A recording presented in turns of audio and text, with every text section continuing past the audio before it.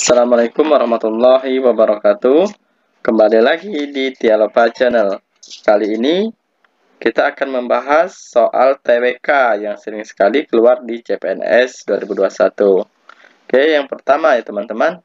Di dalam masyarakat Indonesia, Pancasila disebut sebagai jiwa, kepribadian, pandangan hidup, dasar negara, dan ideologi negara. Sebagai ideologi negara, Pancasila merupakan A. Hasil pemikiran yang sedalam-dalamnya atau renungan dalam mencari kebijaksanaan. B. Pedoman hidup bermasyarakat, berbangsa, dan bernegara. C. Normal moral yang terkandung dalam perjanjian luhur seluruh bangsa Indonesia yang harus ditaati dan dibela selama-lamanya. D. Ajaran tentang ide cita-cita yang ingin diyakini kebenarannya, disusun secara sistematis dan disertai petunjuk, mengandung tekad untuk mewujudkan cita-cita tersebut. E. Lambang negara yang harus dihormati. Nah, ini penjelasannya teman-teman. Ideologi berasal dari bahasa Yunani, idein, yang artinya melihat, dan logia atau kata atau ajaran yang secara harfiah diartikan sebagai ilmu tentang pengertian ide, cita-cita, gagasan, atau buah pikiran. Ideologi Pancasila merupakan perpaduan gagasan dasar mengenai hidup dan kehidupan bangsa negara Indonesia dalam bernegara, berbangsa, dan bermasyarakat. Jadi dari keterangan di bawah ini, kira-kira jawabannya yang mana teman-teman? Iya, benar sekali ya teman-teman. Jawabannya adalah yang D ya. Ajaran tentang ide cita-cita yang ingin diyakini kebenarannya.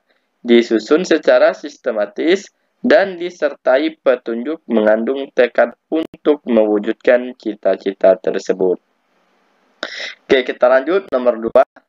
Berikut ini contoh pengambilan keputusan dalam keluarga yang sesuai dengan pribadi demokrasi Pancasila, yaitu A.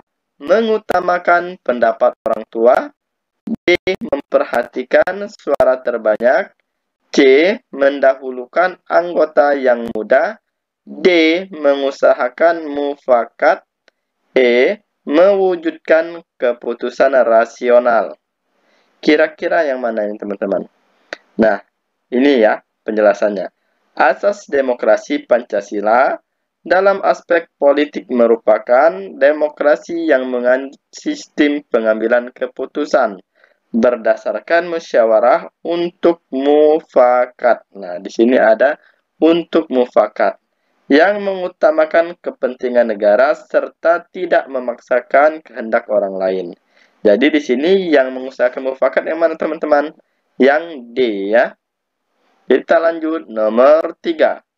Pancasila sebagai dasar negara secara yuridis formal berlaku sejak A. 1 Juni 1945, B. 22 Juni 1945, C. 17 Agustus 1945, D. 18 Agustus 1945, dan E.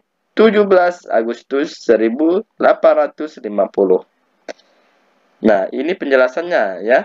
Pancasila yang terkandung dalam alinea keempat pembukaan Undang-Undang Dasar 1945 ditetapkan sebagai dasar negara pada tanggal 8 Agustus 1945 oleh PPKI. Loh Kak, kok bukan BPUPKI? Nah, BPUPKI itu hanya merumuskannya saja ya. Nah, yang mengesahkan itu adalah PPKI. Sekarang kita lanjut. Oh ya. Jadi jawabannya yang mana teman-teman? Jawabannya adalah yang D ya. Ini error slide-nya kok B ini malah. Jawabannya yang D ya, 8 Agustus 1945 ya. Oke, sekarang kita lanjut nomor 5. Rumusan Pancasila yang resmi terdapat dalam A. Pidato Bung Karno. B. Proklamasi 17 Agustus 1945. C. Pembukaan Undang-Undang Dasar 1945. D. Piagam Jakarta. E. Kitab Kartagama. Nah, ini penjelasannya ya.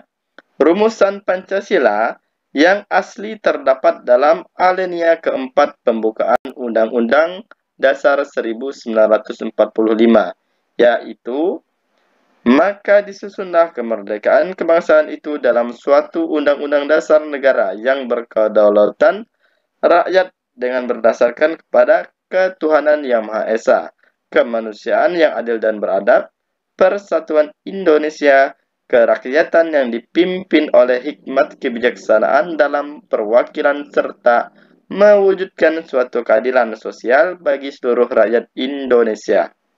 Di dalam pembukaan Undang-Undang Dasar 1945 tersebut, meskipun tidak tercantum Pancasila, tetapi bangsa Indonesia sudah sepakat bahwa 5 prinsip yang menjadi dasar negara Republik Indonesia disebut Pancasila. Berarti pada tanggal berapa teman-teman? Pada pembukaan Undang-Undang Dasar 1945 ya, yang alinea keempat.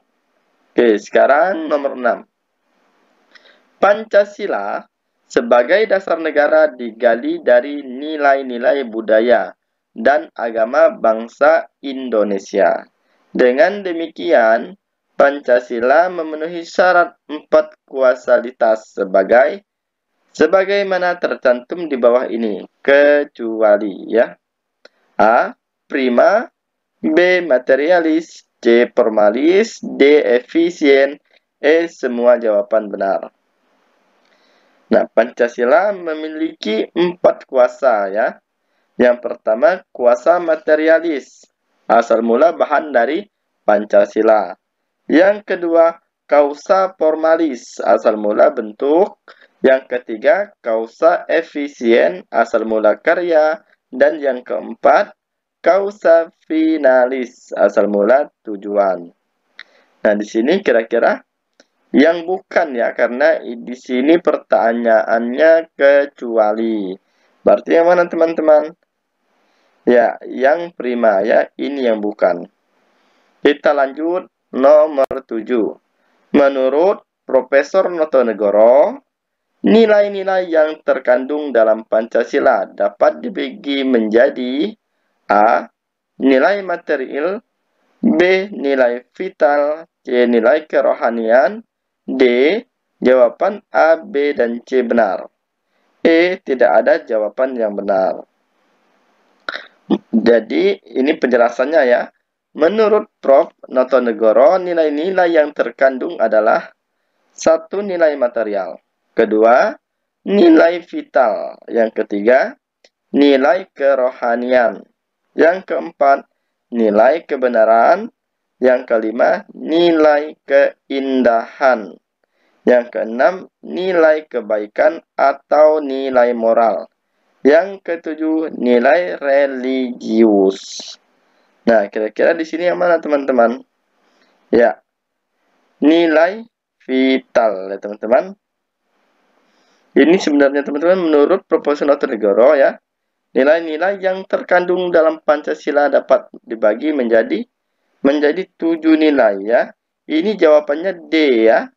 Jawaban A, B, dan C benar ya. Nilai material, vital, dan kerohanian. Kan ada ini. Material, vital, dan kerohanian.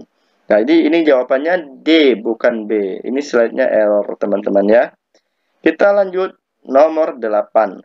Dibandingkan dengan berbagai sistem demokrasi lain, ciri khas demokrasi Pancasila adalah mengutamakan A. Suara terbanyak, B. Pemungutan suara, C. Musyawarah mufakat, D. Pertimbangan nasional, E. Tuntutan masyarakat. Nah, di sini ciri demokrasi Pancasila adalah yang pertama, aklimasi mufakat atau musyawarah mufakat. Yang kedua, peradilan yang bebas dan tidak memihak. Yang ketiga, adanya perlindungan terhadap HAM.